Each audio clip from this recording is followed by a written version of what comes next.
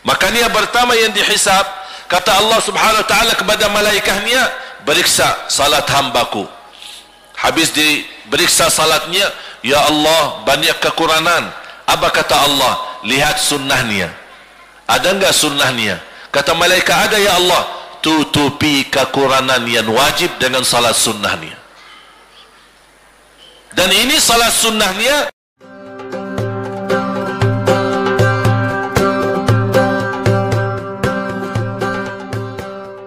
Sekarang kita duduk bersama-sama di majlis ini, itu terhitung umur kita.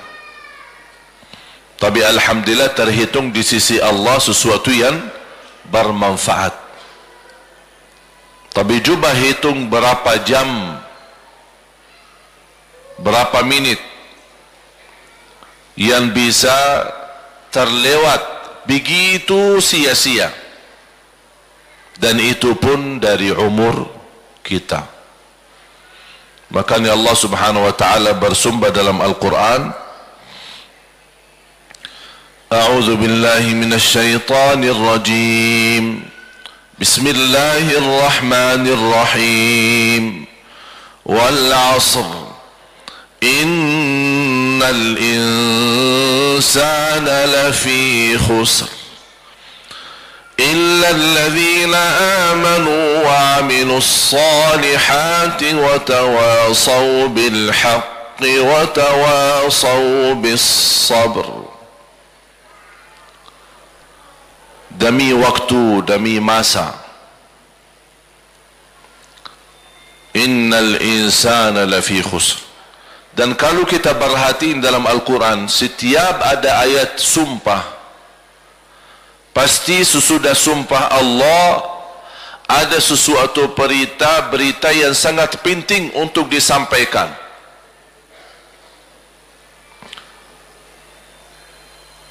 Wal-laili idza yaghsha wan-nahari idza tajalla wama khalaqa adh-dhakara wal-untha inna sa'yakum lashatta wasyamsi waduhaha wal-qamari idza talaha wan-nahari idza jallaha wal-laili idza yaghshaha. Ini semua Allah bersumpah. Dan Allah subhanahu wa ta'ala berhak bersumpah dengan apa saja dari makhluknya, dengan matahari, dengan bulan, dengan siang, dengan malam. Wadduha wal-laili idza saja ma wadda'aka rabbuka wa ma qala wan-nazi'ati gharqa wan-nashitati nashta was-sabihati sabha wal-mursalati 'urfa fal-'asifati 'asfa. Ini semua ayat sumpah. Wal 'asr innal insana lafi khusr wal fajr wa layalin 'ashr wasyaf'i wal watr. Ketika ayat sumpah-sumpah ini, selepas ayat bersumpah ini, semua ujung-ujungnya Allah ingin memberikan pesan yang sangat penting untuk kita. Sebagaimana firman Allah, wal 'asr, demi waktu, demi masa. Ada apa ya Allah dengan sumpah ini? Allah ingin menyampaikan sebab waktu, gara-gara waktu, gara-gara masa, gara-gara usia, innal insana lafi khusr. Banyak manusia yang akan merugi, sia-sia. Padahal usia kita dibanding ummah yang terdahulu sangat singkat. Kalau kita dengar berita ummah-ummah terdahulu 300 tahun, 400 tahun, 1000 tahun, 3000 tahun, itu biasa. Kita standar umur umat Nabi Muhammad 60, 70, sedikit melebihi itu. Sekarang kita hitung yang ada di dunia sekarang, mana yang lebih banyak usianya? Yang lebih di atas 60 atau di bawah 60? Yang lebih banyak yang di bawah 60. Kenapa yang di atas 60 sedikit? Karena dah sampai 60 udah mati.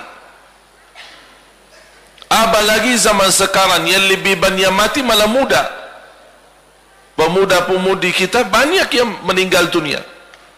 Bisa meninggal dunia mendadak, bisa meninggal dunia tiba-tiba. Dia masuk kantor, di kantornya meninggal. Mungkin ibu-ibu jamaah sekalian sering melihat rekaman di YouTube. Silahkan buka di YouTube, kematian mendadak. Cuba lihat, orang pas lagi rapat meeting mati, pas lagi memberikan sambutan mati, memberikan ceramahnya seorang bendakwa mati, joget, nyanyi, musik mati. Jadi masalah kematian tidak membedakan orang salih bukan salih, dia tua bukan tua, muda bukan muda, bahkan anak kecil pun kalau sudah tiba saatnya meninggal dunia.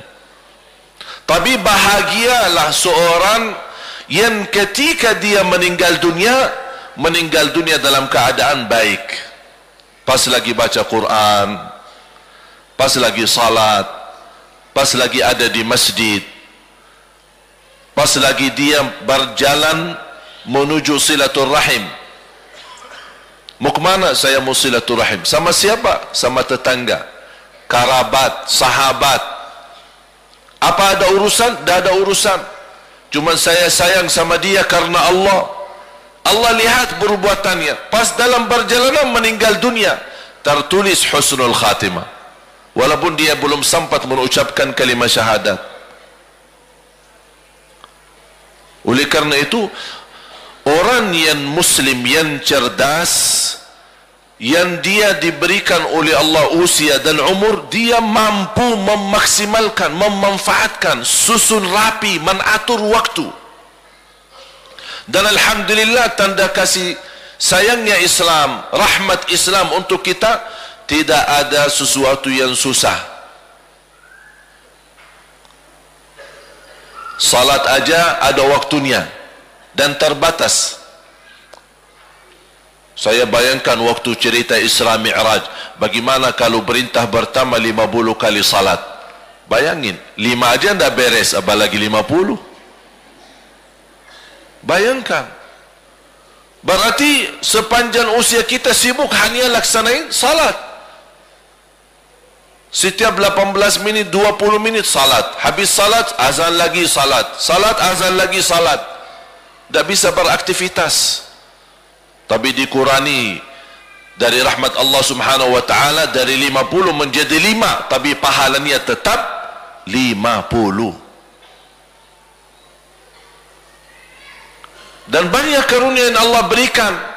Memang Allah tidak memberikan kepada kita usia sebagaimana umat-umat terdahulu, tapi Allah berikan amalan yang bisa mencapai usia mereka.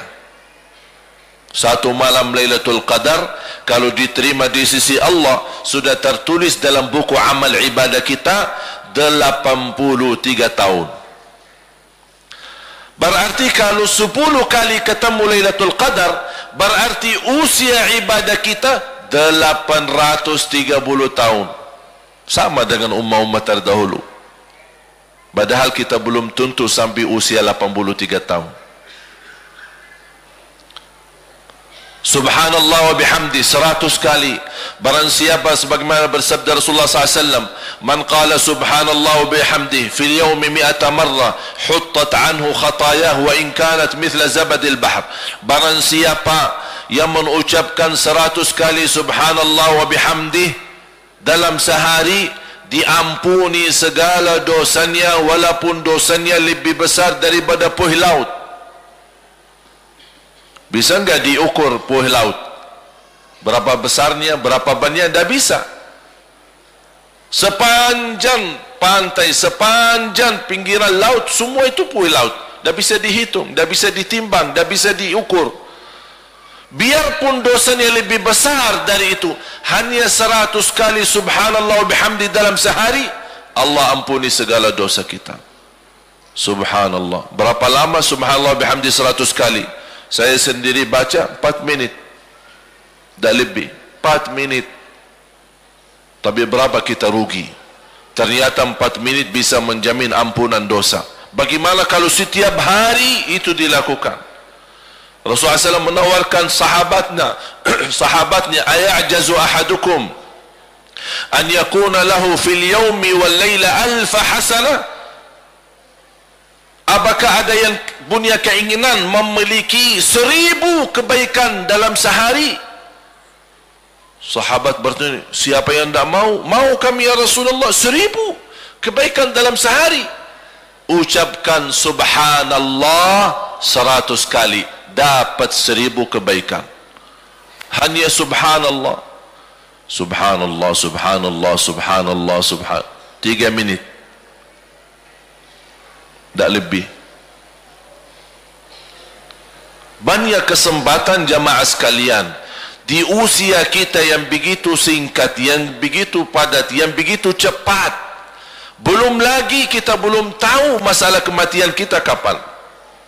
Ini hal yang biasa sederhana seperti zikir kepada Allah Subhanahu wa taala sangat membantu mencapai usia yang panjang, tapi dalam usia taat, walaupun dalam usia hitungannya tidak panjang. Inilah yang Allah maksud, innal insana lafi khusr. Manusia memiliki banyak kesempatan untuk mengisi kebaikan, tapi mereka merugikan. Kalau lagi sakit, apa yang harus buat? Kalau lagi sakit, apa yang harus buat? Berobat kan? Berobat kan? Habis berobat, alhamdulillah banyak yang bisa kembali sehat, kembali alhamdulillah beraktivitas. Berarti sehat, kehilangan kesehatan bisa kembali insya-Allah. Rugi usaha dan insya-Allah kepercayaan kita kepada Allah bangkit kembali dengan bantuan saudara dan keluarga, insya-Allah bisa dengan modal baru, dengan usaha yang lain, insya-Allah bisa kita berkembang. Berarti rugi usaha, masih ada luang lagi untuk kita berusaha lagi. Banyak hal yang kita rugikan bisa dikembalikan dengan ikhtiar, bekerja keras dan tawakal kepada Allah Subhanahu wa taala. Kecuali satu hal yang tidak bisa dikembalikan, waktu, umur.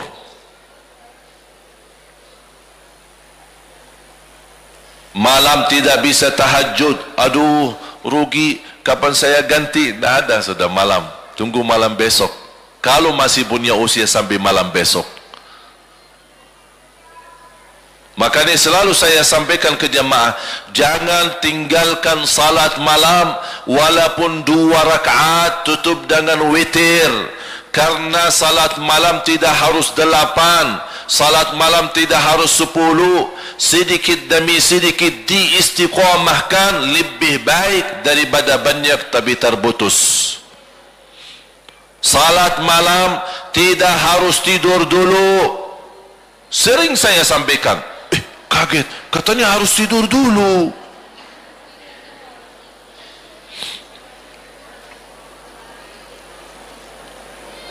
Kenapa tidak harus tidur dulu? Karena salat malam waktunya bukan jam 12, bukan jam 1, bukan jam 2. Waktu salat malam mulai habis isya sampai subuh. Di awal boleh, di tengah malam boleh, di akhir malam boleh. Memang lebih baik di akhir sepertiga terakhir. Tapi ini kembali kepada kondisi kita masing-masing. Ada ibu-ibu merasa, aduh kalau jam 3 aku aja tidur jam 1. Ada orang yang alhamdulillah jam 9, jam 10 udah bisa tidur. InsyaAllah rutin jam 3 saya bisa bangun santai-santai, bisa tahajud. Tapi ada ibu-ibu lagi galau, tak bisa tidur. Kefikiran, ada urusan sama suami kah, ada urusan anak kah, ada urusan hutang sana sini kah, pusing, tak bisa tidur. Bolak-balik baca ayat Al-Kursi berkali-kali, bahkan habis surah Al-Baqarah tapi tak bisa tidur juga. Itu bagaimana solusinya? Kalau sudah, ya Allah, sudah jam 2 mulai nantuk, ketiduran, belum dijamin bisa bangun. Syukur-syukur kalau bangun subuh. Makanya ini kembali kepada keadaan kita. Ketika kita merasa diri kekhawatiran, ketiduran, tidak bisa bangun, segera ambil air wudu, salat semampunya. 2 rakaat boleh, 4 rakaat boleh, 6 rakaat boleh, sesuai kemampuan kita. Tutup dengan witir, 1 rakaat boleh, 3 rakaat boleh, 3 rakaat pun sekaligus boleh, atau dipisahkan 2 dan 1. Udah, habis itu tidur. Sudah tertulis dalam buku amal ahli witir.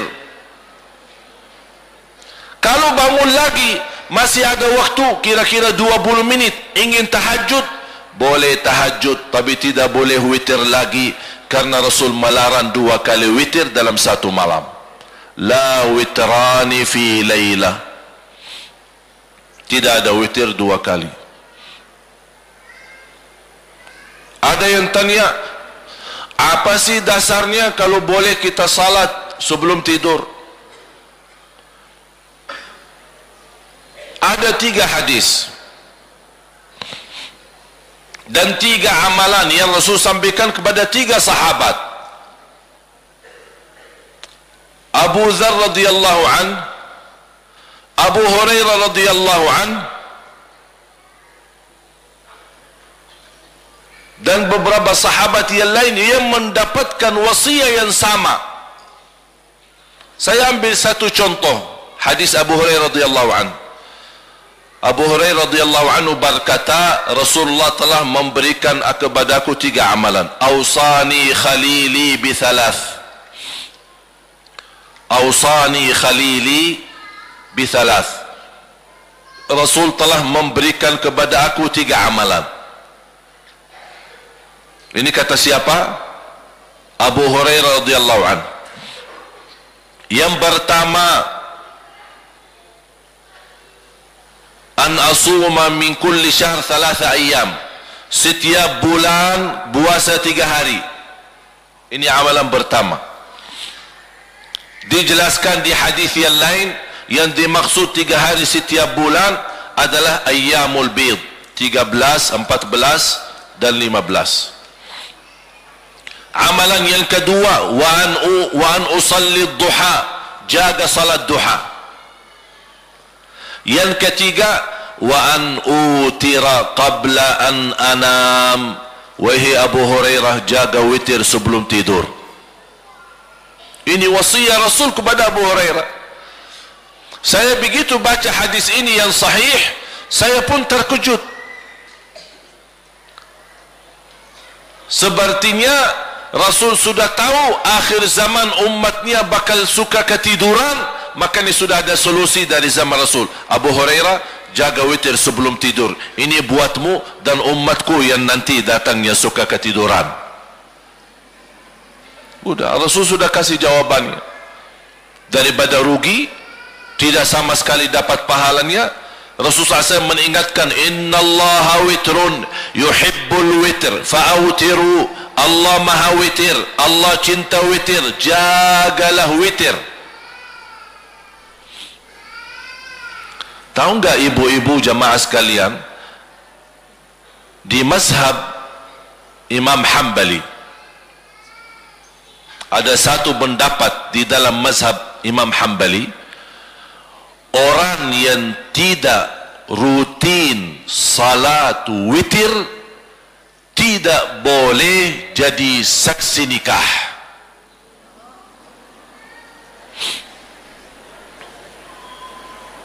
Coba bayangkan, ini pendapat, bukan sepakat ulama, ya. Ini hanya pendapat. Tapi yang saya mengambil dari pendapat ini, di zaman Imam Ahmad bin Hanbali memang menjadi kebiasaan, witir itu kebiasaan. Bahkan menganggap orang yang tidak salat jamaah di masjid tidak sah jadi saksi nikah. Ada pendapat seperti itu dalam fikih. Bagaimana yang tidak salat sama sekali? Bagaimana yang tidak salat sama sekali? Makanya kita di Madinah, kalau ada orang nikah, biasa kita nikah di mahkamah, di depan hakim. Mahkamah kan dekat Masjid Nabawi. Jadi datang calon laki-laki sama keluarga perempuan, termasuk perempuan juga dibawa di depan hakim untuk menikahkan mereka. Hakim juga bertanya sama wanita. Hakim bertanya sama wanita, kamu terima nikahnya sama laki ini? Tidak ada yang maksa? Tidak ada, karena kadang-kadang terpaksa karena aturan budaya, karena kebiasaan keluarga. Jadi hakim harus bertanya langsung sama wanita. Habis selesai, sudah diamankan laki dan perempuan, datang saksi. Kan harus ada dua saksi. Hakim bertanya, salat jamaah enggak? Kalau dia jawab, iya saya salat jamaah, minta dibawain surat dari imam masjid. Ini ahli masjid, surat ini ahli masjid, jamaah kita. Nanti disesuaikan masjidnya sama alamat rumah. Alasan mungkin dia besok kenal masjid, imam masjid mana, tapi dia tidak pernah salat di masjid, cuma karena teman atau keluarga kebetulan. Ini Pak diminta surat ini, saya mau jadi saksi. Begitu ketat. Saya sering menghadiri acara pernikahan, tak pernah saya mendengar yang membawa acara tanya saksi, Pak salat enggak? Kalau Bapak tidak salat, mohon maaf kami tidak bisa terima Bapak jadi saksi. Kacau acara pernikahan. Itu beda kehidupan kita. Dalam agama ada yang punya kehidupan tapi karena kebiasaan. Semua jadi boleh aja. Kan rahmatan lil alamin. Jadi tinggalin salat, tetap jadi saksi, ujung-ujungnya rahmatan lil alamin. Ini salah guna rahmatan lil alamin. Bapak ibu jamaah sekalian dimuliakan Allah Subhanahu wa taala. Berarti kembali lagi, usia itu nikmat besar. Bahagia seorang yang mampu dengan kecerdasan mengaturkan waktu. Dan subhanallah, kalau kita melihat kehidupan kita sehari-hari, sebenarnya banyak hal yang kita lakukan, tetap dunia kita jalan, tapi ibadah pun bisa jalan. Contoh sederhana, zikir kepada Allah. Apa sih susahnya kita terus gerakkan lidah kita berzikir kepada Allah? Zikir kepada Allah tidak harus wanita dalam keadaan suci. Zikir kepada Allah tidak harus wuduk dulu. Zikir kepada Allah tidak harus menghadapi kiblah. Zikir kepada Allah tidak harus di masjid. Dimanapun kita berada, jalan kaki, di mobil, di rumah, di pas lagi masak, semua kita boleh berzikir. La yazalu lisanuka ratban min dzikrillah. Basahi lidahmu zikir kepada Allah Subhanahu wa taala. Ini salah satu amalan yang menjamin masuk surga. Dengan hanya basahi lidahmu dengan zikir kepada Allah. Amalan yang paling ringan tapi pahalanya yang paling besar.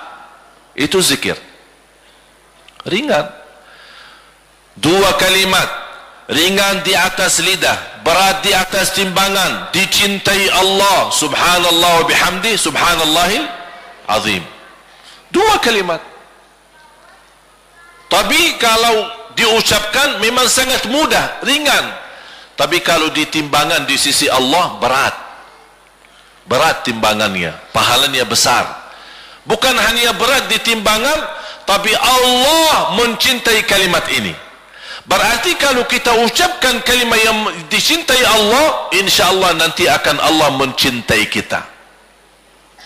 Qul huwallahu ahad. Rasulullah SAW bersabda, man qara qul huwallahu ahad fil yawmi wal laila 10 marratin bana Allah lahu baitan fil jannah. Di riwayat qasran fil jannah, sebagaimana di Musnad Imam Ahmad Hanbali, kemudian riwayat Imam Tabarani dan Baihaqi.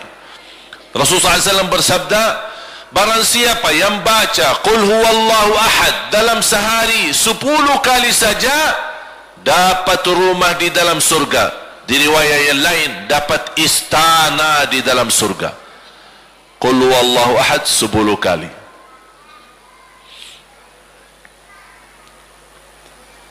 Berarti hal-hal yang sederhana kalau tidak diingat, tidak diamalkan, tidak diperhatikan, masuk dalam ayat innal insana lafi khusr.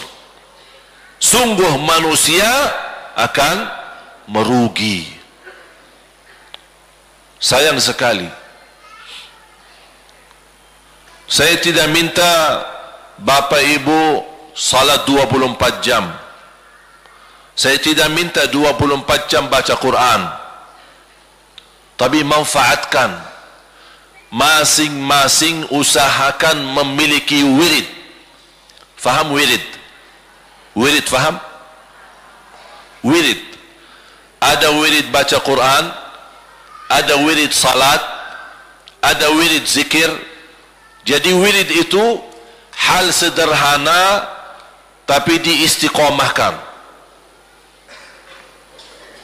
Contoh, jangan lewat 1 hari belum baca Al-Quran. 1 halaman. Dah bisa 1 halaman, separuh halaman. Separuh halaman dah bisa juga? Dah bisa separuh halaman? 1 ayat. Tapi rutin. Lupa baca di rumah, pas di jalan, alhamdulillah sekarang HP ada isinya Al-Quran, silakan baca. Aduh, saya lupa baca wirid saya sampai di mana? Suratul Baqarah ayat 12. Ya baca ayat 12. Ada luang, tidak terganggu, tambah lagi 1 ayat.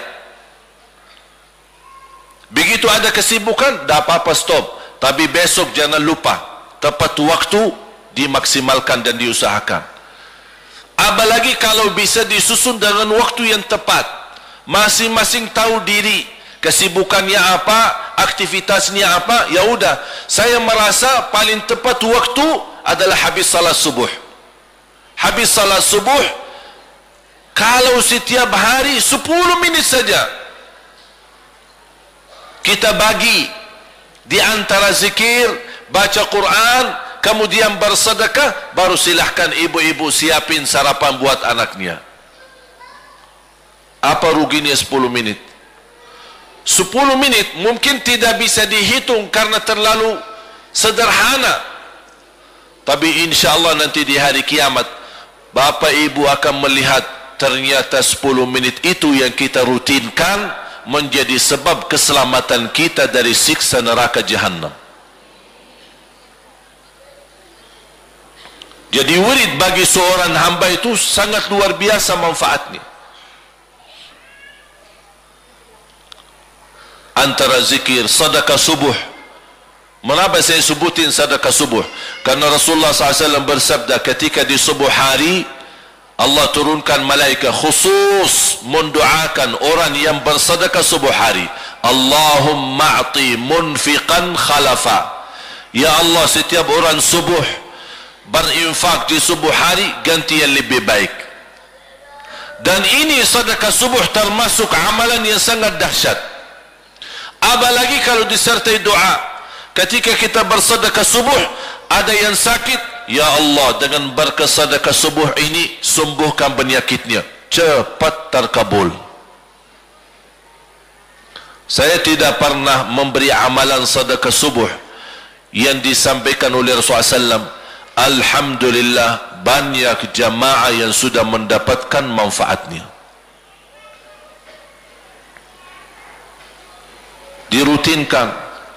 Walaupun ibu-ibu sedang halangan tidak salat subuh, masih bisa laksanakan sedekah subuh. Sunnah qabliyah ba'diyah hanya 12 rakaat.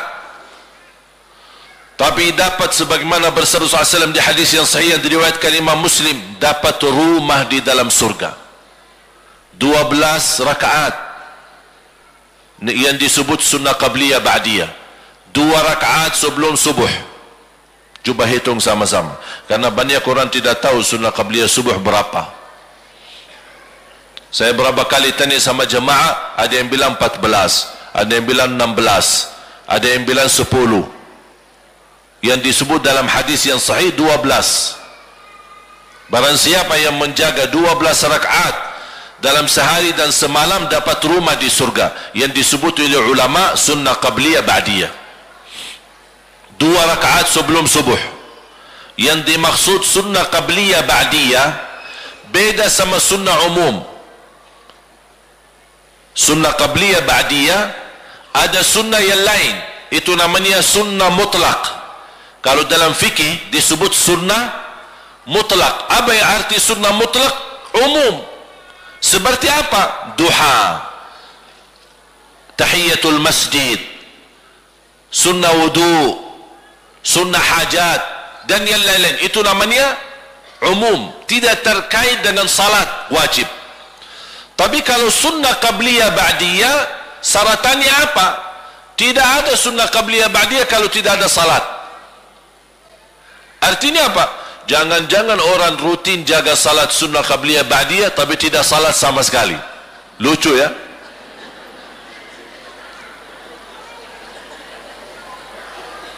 Sunnah qabliyah ba'diyah adanya sunnah qabliyah ba'diyah karena ada wajibnya. Dan wajib itu kalau ada kekurangan di salat wajib, dan pasti ada kekurangan, tak ada yang sempurna salatnya, termasuk saya. Makanya manfaatnya ini sunnah qabliyah ba'diyah, menutupi kekurangan yang wajib. Makanya pertama yang dihisab, kata Allah subhanahu wa ta'ala kepada malaikahnya, periksa salat hambaku. Habis diperiksa salatnya, ya Allah banyak kekurangan. Apa kata Allah? Lihat sunnahnya, ada enggak sunnahnya? Kata malaikat, ada ya Allah. Tutupi kekurangan yang wajib dengan salat sunnahnya. Dan ini salat sunnahnya termasuk sunnah qabliyah ba'diyah dan termasuk sunnah yang lain, menutupi kekurangan yang wajib. Makanya penting sekali walaupun hukumnya sunnah. 2 rakaat sebelum subuh, 4 rakaat sebelum zuhur, 2 rakaat sesudah salat zuhur. Sudah berapa? 8. 2 rakaat sesudah salat maghrib, 2 rakaat sesudah salat isya. Itu yang disebut salat sunnah qabliyah ba'diyah. Di luar itu ada sunnah mutlak. Contoh, barang siapa bersabda SAW, barang siapa yang salat sebelum asar 4 rakaat dapat rahmat dari Allah, itu di luar sunnah qabliyah ba'diyah. Itu namanya sunnah umum. Ketika kita ada luang salat 4 rakaat, kalau salat sunnah tetap 2, 2, 2, tidak boleh digabung. Karena Rasulullah SAW di hadis yang sahih, la tushabbihu nafilata bil faridah, tidak boleh disamakan salat wajib dengan salat sunnah. Artinya kalau ada sunnah qabliyah 4 rakaat, berarti 2 dulu baru 2 lagi. Tidak boleh disamakan dengan salat zuhur atau salat asar. Syarat sunnah qabliyah ba'diyah, pertama terlaksana salat wajib, terkait dengan salat wajib. Yang kedua sesudah azan. Tak ada sunnah qabliyah sebelum azan. Jadi kalau belum azan, berarti kalau anda salat sunnah, itu sunnah apa? Mutlak. Sunnah apa? Mutlak. Bahasa lain di dalam fikih, nafilah. Apa itu nafilah? Ya sunnah umum. Masuk masjid belum azan, ingin salat 2 rakaat, 4 rakaat, 6 rakaat, itu semua namanya nafilah mutlak, sunnah mutlak. Begitu azan anda salat 2 rakaat, itu namanya sunnah qabliyah sesudah azan. Termasuk sunnah fajar. Sunnah fajar atau sunnah subuh atau sunnah qabliyah subuh, itu sama, satu, cuma 3 nama. Sunnah fajar disebut dalam fikih sunnah fajar, disebut pula sunnah subuh, disebut juga sunnah qabliyah subuh. Kapan dilakukan? Sesudah azan subuh, sebelum salat wajib. Berarti sunnah fajar yang selama ini kita dengar, sunnah fajar sebelum azan, itu bukan sunnah fajar yang sebelum azan. Kalau belum azan, apapun anda salat, itu semua termasuk salat malam, dihitung sebagai salat malam. Nawaitu salat taubat kah, nawaitu salat hajat kah, nawaitu salat apa saja, sama disebut di bawah kata umum salat malam. Karena tidak ada istilah imsak dari salat malam. Faham gak imsak? Kalau lagi puasa kan biasa imsak kan sebelum. Kalau salat malam tidak ada imsaknya. Kapan berhenti salat malam? Kalau dengar azan. Misal ini lagi salat, pas rakaat kita udah mulai Allahu Akbar salat malam, kita lagi sudah 2 rakaat. Pas saya salat dah perhatiin waktu. Ketika saya lagi salat terdengar azan subuh, saya masih salat, langsung dilanjutkan, habiskan, tidak apa-apa.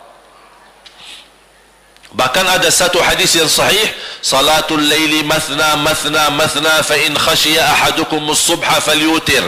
Salat malam 2 dan barang siapa yang kekhawatiran masuk waktu subuh, segera tutup dengan witir. Ini bagi orang yang salat malam di terakhir, di ujung. Sudah faham? Jelas? Nyambung? Masuk? Alhamdulillah. Jadi kita sepakat mulai hari ini kita punya wirid. Setuju? Punya wirid. Wirid apa? Sesuai kemampuan. Ada yang kelebihannya suka zikir, udah jadikan wirid zikir. Ada yang suka tahajud, udah berarti wiridnya tahajud. Ada yang kelebihannya suka baca Quran, suka baca, suka dengar. Dan selalu saya usulkan, kalau bisa lebih banyak mendengar daripada membaca. Jadi dengar sambil melihat Al-Quran, luar biasa manfaat. Pendengarannya itu luar biasa. Makanya banyak dalam Al-Quran selalu mendahulukan pendengaran. Sami'na wa ata'na. Inna sam'a wal basara wal fuada. Pendengaran, pandangan mata dan yang lain-lain. Berarti selalu didahulukan pendengaran. Makanya kita selalu mengusulkan ke jamaah, suka sering mendengar, rutin mendengar bacaan Al-Quran murattal. Termasuk bagi ingin yang menghafal Al-Quran, harus banyak mendengar bacaan Al-Quran. Di jalan, naik motor, kita bisa pesan di telinga kita, melalui HP kita, pas mau tidur. Dan subhanallah, simak dan mendengar Al-Quran ketika tidur terekam di dalam otak. Karena kalau kita tidur, semua yang ada di dalam tubuh badan kita menurun, drop. Kecuali satu yang aktif pas kita tidur. Apa? Otak. Otak aktif. Makanya kalau ada orang sering sakit kepala, ingin diperiksa otaknya, dikasih obat tidur, baru dipasang alatnya supaya kita tahu keadaan otaknya apa. Makanya ditemukan ahli teliti, khususnya para dokter otak, menemukan begitu dahsyat energi dan manfaatnya suara Al-Quran bagi orang yang tidur. Jadi boleh setel Al-Quran dengan suara yang tidak mengganggu orang lain, tapi cukup mendengar kita sendiri setel, karena ini sangat memfreshkan kepala kita, otak-otak kita, termasuk saraf-saraf, karena aktivitas, faktor usia, mungkin karena sering sakit dan yang lain-lain.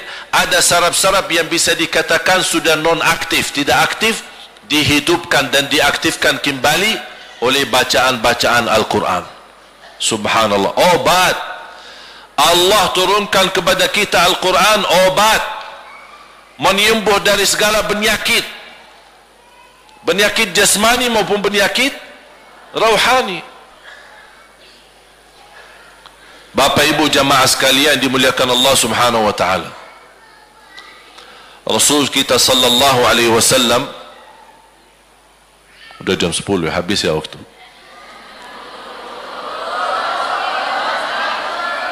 Apa yang belum? Karena siap-siap zuhur kan?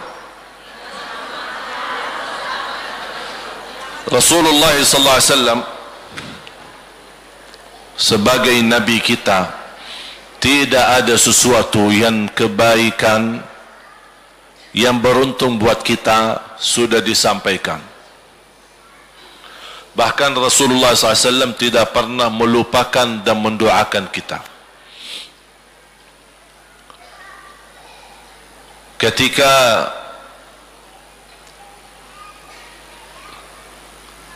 saya kemarin bertemu dengan guru saya di Madinah, makanya masih bekas-bekas pulang kampung kemarin, fisik dan flu masih terbawa. Jadi saya bertemu dengan guru saya, seorang ulama yang hafal ratusan ribu hadis, hafal. Ketika saya duduk di Masjid Nabawi sama beliau, ada orang awam datang, dia menuliskan sebuah hadis. Assalamualaikum Syekh, ini ada hadis, apakah ini hadis sahih atau tidak? Ditulis ada beberapa kata, langsung diambil sama guru saya, ya hadis sahih, dibawakan oleh Abu Hurairah di Sunan Abi Daud. Jadi luar biasa hafalan hadis. Apa saja hadisnya dia bisa sebutkan, siapa rawiyahnya, di kitab mana, Bukhari, Muslim, Abi Daud, Nasai, Tirmizi, Ibn Hanbal, Ibn Majah, semua dia sebutkan. Dan beliau, kita sempat bekerja sama untuk membina orang-orang Indonesia, orang-orang kita, untuk menjadi calon penghafal hadis. Dan alhamdulillah sudah kita 2 kali buktikan melalui program penhafalan hadis di markas kami di Jakarta, dan alhamdulillah ternyata menemukan orang Indonesia yang juga cukup hebat, bisa mudah dengan menghafal. Dan targetnya insyaallah program ini akan tahap yang ketiga, mudah-mudahan segera terwujud. Semua penghafal hadis kalau sudah lulus akan dikirim ke Madinah melanjut belajar hadis di Masjid Nabawi, dan ini semua gratis, free, tidak ada 1 rupiah bayar. Dan di Madinah nanti ditempatkan di hotel dekat masjid, jadi makan, minum, pakaian pun tidak boleh dicuci karena ada petugas yang khusus cuci pakaian, laundry. Tugas kita apa? 1, hafal hadis, tidak ada yang lain. Dari hotel ke masjid, masjid ke hotel. Begitu beliau, saya duduk bersama, dikenalkan sama seorang anak usia 12 tahun, buta, 12 tahun dan buta, tunanetra. Beliau hafal Al-Quran, ternyata bukan hafal biasa, tapi sama angka. Kita tak perlu lama, sebutin angka saja. Ayat 12 suratul Baqarah dia sebut, 100 ayat selanjutnya dia tahu. 100 halaman ke depannya tahu, 80 halaman ke belakang tahu ayatnya. Dia bisa beritahu ayat ini di posisi halaman kanan, halaman kiri, atas atau bawah. Bukan hanya itu saja, hafal tafsir. Jadi dia bisa jelasin ayat. Kalau ada cerita asbabun nuzul, dia jelasin asbabun nuzul. Bukan hanya begitu saja, baru kemarin beliau dapat juara 1 menghafal 18.000 hadis.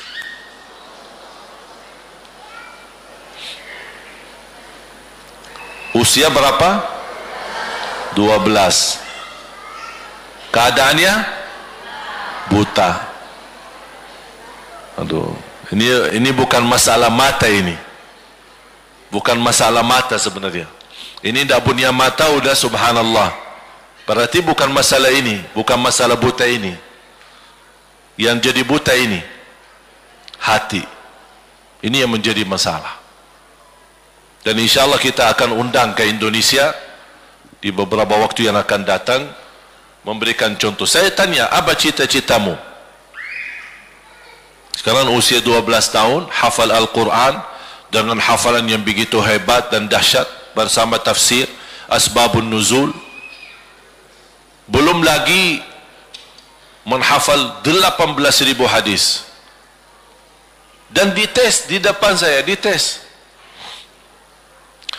Man kana yu'minu billahi wal yawmil akhir falyaqul khairan aw liyasmut. Barang siapa yang iman kepada Allah dan hari kiamat, berkatalah yang baik atau diam. Hadis itu dari mana? Dia sebutin hadis sahabat Rasulullah SAW, ini nomornya sekian di Sahih Bukhari atau langsung. Apa ada hadis yang mirip tapi di riwayat lain, dia sebutin. Saya tanya, cita-citamu apa? Saya ingin jadi imam besar Masjidul Haram dan menjadi ulama besar, bermanfaat buat umat. Ini buta. Begitu tinggi cita-citanya. Makanya jemaah sekalian, begitu Allah subhanahu wa ta'ala menanugerahkan, dan bagi saya itu nikmat besar, saya mensyukuri. Sampai titik ini saya selalu bersyukur kepada Allah subhanahu wa ta'ala, bisa berhadir di depan Bapak Ibu dan bisa berada di Indonesia. Sampai titik ini saya belum tahu mengapa Indonesia yang terpilih. Mengapa tidak ke negara lain? Ke Afrika kah? Ke Eropah kah? Mengapa Indonesia? Saya tidak tahu. Sampai sekarang belum tahu jawaban. Allah subhanahu wa ta'ala memudahkan bisa datang ke Indonesia. Bukan hanya datang ke Indonesia, tapi dimudahkan bahasa Indonesia. Bayangkan bahasa. Dari mana saya bisa belajar? Orang Arab lahir besar di Madinah, hidup saya semua di Madinah, dah pernah belajar bahasa Indonesia. 2008 saja masih ingat, sampai 2010 masih belum begitu lancar. 2008, 2009, alhamdulillah 2010 akhir mulai sedikit-sedikit. 2011 mulai muncul di beberapa televisi, media dan yang lain-lain berdakwah, dan dapat penghargaan dari Bapak Presiden Pak SBY waktu itu, memberi warga negara Indonesia. Tidak pernah saya mimpi, tidak pernah saya harap, tidak pernah saya minta. Dan saya di saat itu bertemu dengan seorang tunanetra.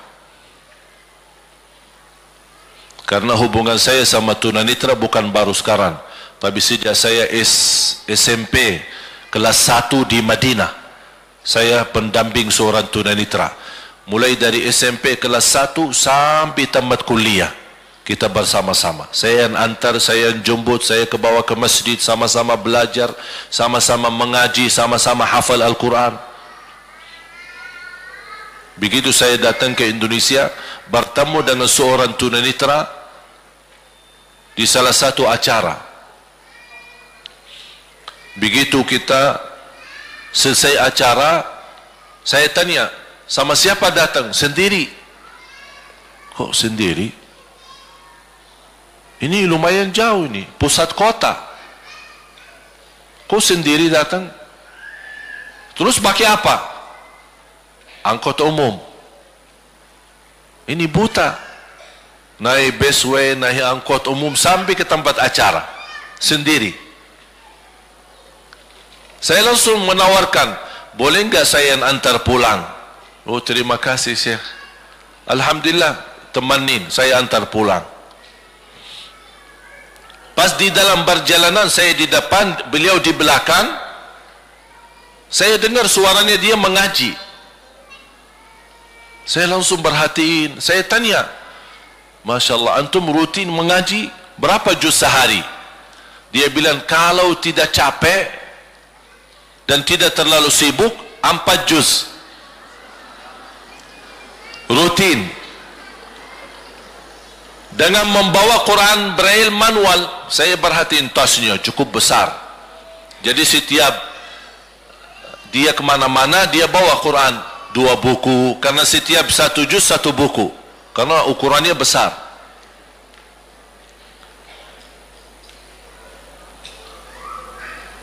Begitu saya melihat upaya dibandingkan kemudahan dan fasilitas tunanetra yang di Madinah yang dapat perhatian dari kerajaan. Ada satu lembaga yayasan khusus tunanetra yang langsung diketuai oleh anak raja. Semua tunanetra berobat gratis, sekolah gratis, keluar negeri gratis, dikasih uang saku kurang lebih, kalau uang di sini hampir 6 juta berbulan. Ini uang saku. Kalau dia keluar negeri, tiket gratis, ditanggung oleh kerajaan. Pendampingnya hanya bayar 50%. Kemana saja. Belum lagi dikasih Al-Quran. Harga Quran Braille manual lebih dari 6 juta. Kurang lebih 2.000 rial. Belum lagi ukurannya yang begitu besar. Alhamdulillah, atas izin Allah Subhanahu wa taala diberikan kemudahan menemukan satu ide bisa memberi kemudahan untuk saudara kita tunanetra, Quran Braille digital. Dari ukuran yang begitu besar, 2 kardus menjadi 1 buku, disertai dengan pena yang bersuara, yang bisa mereka mendengar bacaan Al-Quran. Dan alhamdulillah atas izin Allah dan bantuan jamaah, termasuk warga jamaah majlis ta'lim ibu-ibu di Bandung dan di Jakarta, alhamdulillah kami berhasil membagi lebih dari 6.000 Quran Braille digital. Di Aceh, di Palembang, di Lampung, Lombok, Jogja, kemudian di Jakarta, kemudian di Bandung sudah berapa kali. Dan insya Allah cita-cita saya dan mudah-mudahan menjadi cita kita bersama, insya Allah diperkirakan di bulan Maret kemungkinan besar akan datang berkunjung silaturrahim ke Indonesia Raja Arab Saudi, Raja Salman, bersama ulama, menteri, berusaha dan banyak. Sesuai berita yang saya dapat dari langsung Mbak Dubes Arab Saudi, tapi belum bisa dipastikan tanggal, tapi mudah-mudahan insya-Allah menjadi kunjungan yang insya-Allah membawa manfaat untuk umat.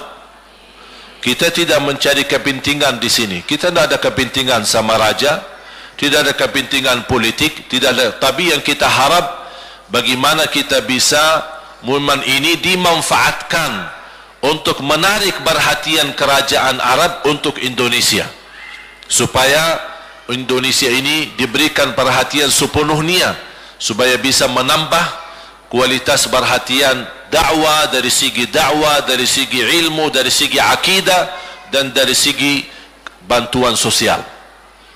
Cita-cita saya berusaha membentuk sebuah acara yang akan dihadiri oleh 10.000 tunanetra, dan kami sudah garap sebagaimana anda sudah dengar dari sambutan tadi. Salah satu pembina di ITMI, Ikatan Tunanetra Muslim Indonesia, insyaallah 10.000 yang kita hadirkan, yang saya sedang lobby, mudah-mudahan insyaallah di acara tersebut kita bisa lipatkan Raja Salman hadir di depan 10.000 tunanetra. Mewujudkan anugerah ini, mudah-mudahan kalau ini bisa terwujud, saya percaya dan yakin sisa saudara kita tunanetra yang masih ribuan bahkan ratusan ribu yang belum dapat, insyaallah saya percaya dan yakin insyaallah Raja Salman akan menutupi sisanya. Makanya kita berjuang, dan saya harap semua yang hadir tanpa kecuali insyaallah semua yang hadir berkenan terlipat paling tidak 1 orang wakaf 1 Quran untuk saudara kita tunanetra. 1 orang 1 Quran. Tidak bisa sekarang, tidak masalah, kapan saja, tapi mudah-mudahan menjadi doa kita bersama. InsyaAllah kalau dipastikan bulan Maret kedatangan kunjungan silaturahim ini, InsyaAllah kita sudah siapkan 10.000 tunanetra yang InsyaAllah akan hadir. Mudah-mudahan wakaf kita menjadi sebuah cahaya untuk Indonesia, karena memang Indonesia di saat ini menghadapi krisis banyak, termasuk krisis akhlak, krisis politik, krisis ekonomi.